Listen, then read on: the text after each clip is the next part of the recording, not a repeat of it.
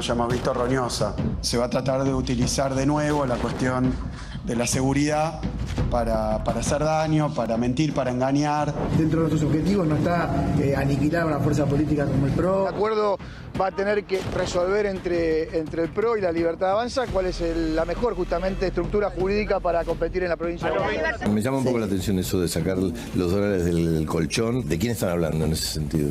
Una docena de empanadas vale 48.000 pesos. Se quiso hacer el nacional y popular y dijo una estupidez. Todo bien si él puede comprar empanadas en Mi Gusto o en Don Julio, pero las empanadas no valen eso, Ricardito. Por supuesto que hay todo tipo de empanadas, más caras, más baratas. Me parece que queda claro de que estábamos hablando de que los precios están elevados. La gente lo sabe.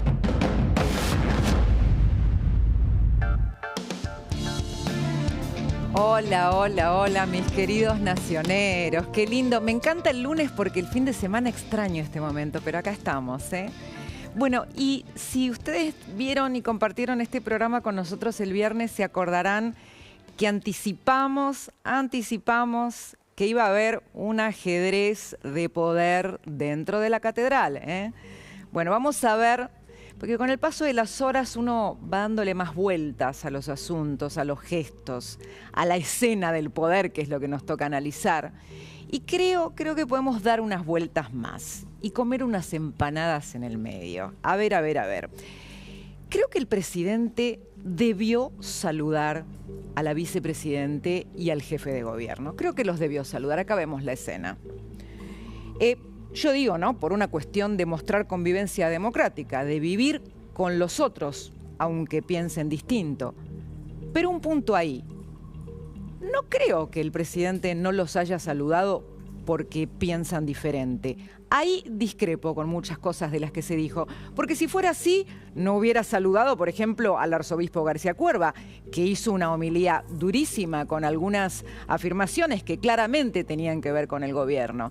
De hecho, pienso que no lo saludó por cuestiones más políticas y menos personales, por cuestiones relacionadas con ¿cómo decirlo?, la historia del vínculo con esas dos personas y no con sus posiciones ideológicas.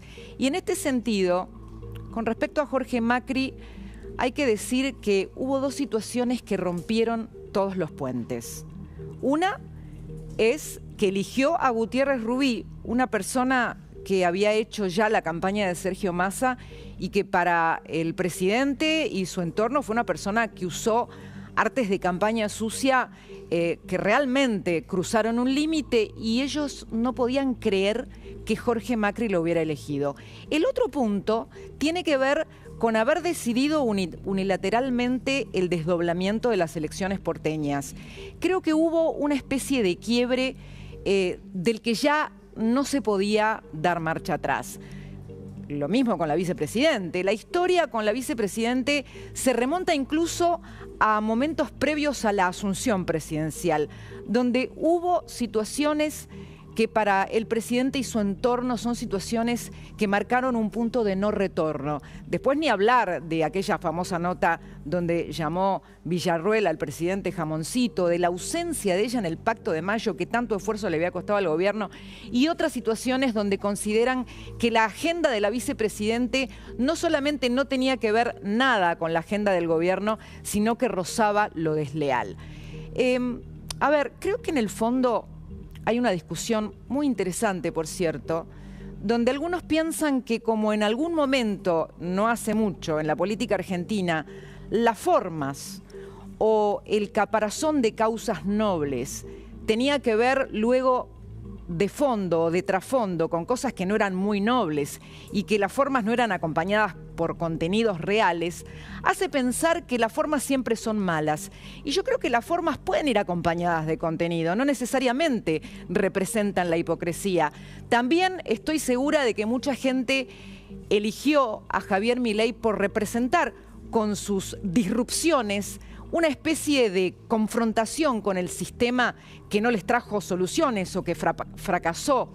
Pero creo que tal vez el desafío es, de alguna manera, incluso con el peor de los adversarios, poder demostrar que uno se pone por encima de esa situación. Y además tengo una sensación, el presidente al no saludarlos terminó corriendo la luz precisamente hacia el foco de sus adversarios y terminamos todos hablando de ellos y no probablemente de la fiesta del 25 de mayo. Pero claro, ahora voy a pasar al Empanada Gate, no cerrando este tema, porque lo voy a dejar para el final, al tema con el que voy a concluir que fue el ajedrez del poder dentro de la catedral. Es muy interesante lo que pasó con el Empanada Gate, por lo siguiente. Primero, lo que me parece alucinante es que se armó un análisis de mercado entre todos. ¿Se dieron cuenta de eso? Donde yo iba esta tarde o a lo largo de la mañana, todos hablaban del precio de la empanada. Entonces dije, estamos haciendo todos un análisis de mercado y lo primero que hay que decir es que a nadie se le escapa un precio. Que al toque la gente ya sabía cuál era el precio promedio, dónde estaba más caro, dónde estaba más barato, y saqué una conclusión, que de alguna manera, si a nadie se le escapa un precio, es porque todos tenemos por lo menos noción de lo que significa el precio de las cosas.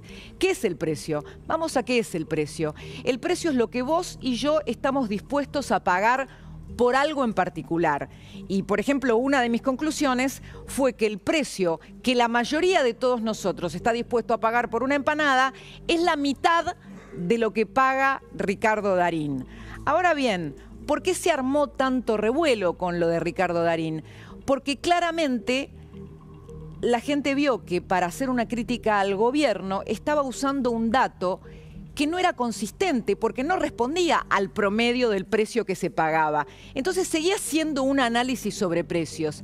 Y aquí me detengo, porque cualquiera hubiera dicho, bueno, voy a llamar al que la vende más barata, voy a demostrar que el precio mayoritario es la mitad del precio al que se refirió Ricardo Darín para criticar al gobierno. Y en mi caso decidí llamar al que la vendía al precio que la compraba Ricardo Darín. Y me encontré con una historia muy interesante de contar, porque me encontré con estas empanadas que en realidad no valen 48.000 pesos la docena, sino 41.000, porque al parecer Ricardo la compraba por una app que le cobraba el envío ese monto. Tenían una historia bastante particular. A ver, vamos a analizarlo en términos de producto. Las empanadas pesaban no 80 o 90 gramos, sino 160. La empresa, que tiene 25 años, se dedicó a utilizar o a tratar de utilizar no solamente productos de primera calidad, que por lo tanto le sumaban costo, sino a tratar de trabajar en los gustos para ofrecer un gusto que no tuviera nadie. Así salieron gustos como, por ejemplo, burger o matambre a la pizza, o, por ejemplo, proveleta con vacío. Y me decía el dueño, y yo la verdad me preocupo de que los materiales sean de primera y de que la empanada tenga muchísimo relleno. Pero además, no solo tengo este emprendimiento hace 25 años, me vino bárbaro que Darín me nombrara, y aparte hago por mes 1,5 millones de empanadas. Y yo decía, bueno, hay 1,5 millones de personas que están dispuestas a pagar ese precio por ese producto. No así Pablo, que es el dueño de este negocio, me dice, pero ¿sabes qué, Cristina? Yo quiero aprovechar esta oportunidad y estoy pensando en cómo hacer para que la sistematización de mi operación haga que yo pueda vender esta misma empanada de esta calidad a menor precio, así puedo llegar a más consumidores. Entonces con eso me encontré con alguien, Pablo, el dueño de esta casa de empanadas, que podría haber sido el más criticado, que decidió salir a defender el precio al que las vendía. Y yo digo, mirá, lo normal hubiera sido que salga, que el tipo que la vende más cara se esconda bajo la mesa y diga, no, ni aparezco porque me van a bardear porque la vendo la empanada muy cara. Él decidió salir a pesar de que era el casamiento de su hermana y la lógica era que no se detuviera a dar notas un día en que tenía un compromiso familiar tan importante.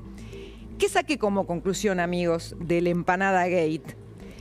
Primero, que estamos en un momento donde, en cuanto a los productos, los argentinos, por la inflación de la que venimos, por el nivel de precios y de carrera contra los precios que estábamos viviendo, habíamos perdido la noción de poder ponerle precio colectivamente a un producto.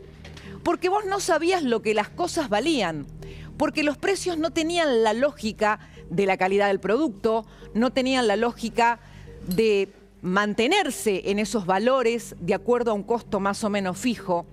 Entonces ya estamos hablando de un escenario totalmente distinto. Pero también me di cuenta de algo más, de que por ahora, fíjense este detalle, este fin de semana hubo dos personas que hablaron y de alguna manera cruzaron al gobierno o al presidente con sus declaraciones. Ninguna fue un político. Fueron el arzobispo García Cuerva y fue un actor reconocido, uno de los mejores actores del país, Ricardo Darín. ¿Y ustedes sabían, por ejemplo, que Cristina Kirchner también habló de los precios el fin de semana, pero casi nadie lo notó? Miren. La lista de tus dólares, tu decisión, pero escúchame. Tus dólares, tu decisión. Hermano, un pastelito está a 2 lucas. ¿Qué te pasa? Un pastelito está a 2 lucas. Yo decía, pobre Cristina, ¿no? Ella habló del pastelito que cuesta la mitad de la empanada que pagó Darín y nadie dijo nada. Casi nadie habló del pastelito. Pero Darín, hablando de la empanada, diciendo un precio que parecía exorbitante, comparándolo con el precio promedio, fue el comentario. Y el tema es ese, el tema es que hoy, en la política, la empanada que se está vendiendo es la que está ofreciendo Milei. No hay otro político que esté en condiciones hoy de vender una empanada competitiva. Y eso es lo que le permite a Milei poder jugar incluso al fleje. Obviamente, con un producto que su clientela consume, pero con un producto que hoy está vendiendo casi solo, con un terreno vacante, en el que ningún liderazgo pudo lograr el valor emergente de ofrecer algo que le haga competencia. Tuvieron que hablar Darín, un actor, tuvo que hablar García Cuerva, una figura clave de la Iglesia, para que ese peso tuviera algún poder para cruzar la palabra de Milei. Entonces, vuelvo a la idea del mercado, ¿no? ¿Qué es lo que tiene precio en el mercado? Lo que la gente es capaz de comprar. Esto lo digo porque también estamos en medio de lo que es un año electoral que no está desconectado de la elección presidencial pasada. Estamos en un reseteo de la política donde la gente, como pasa con los precios de la economía, está poniendo nuevos valores, nuevas demandas y, digamos así, nuevos objetivos de competencia. Y me parece que esto es interesante para analizar todo el reseteo de un mapa que no solamente tiene que ver con el consumidor, porque hoy era fascinante ver cómo la gente relacionaba un precio con el otro, hablaba de lo que compra, de dónde lo compra, de la oferta que hay, de si dijo algo contundente o no Darín, y no de analizar que si lo dice Darín es verdad porque es Darín, sino de analizar la estructura de costos, si tenía los pies en la tierra o no los tenía los pies en la tierra Darín, si en realidad lo que quiso decir y que todos nos damos cuenta, hay cosas que están mejor, hay cosas que están peor, hay cosas que faltan, hay cosas que siguen siendo un punto de interrogante, pero nos encontramos con un consumidor que es capaz de poner un precio a las cosas y de discutirlo. Una lógica que cambió con respecto a la inflación, donde íbamos corriendo para que no se nos fueran los precios.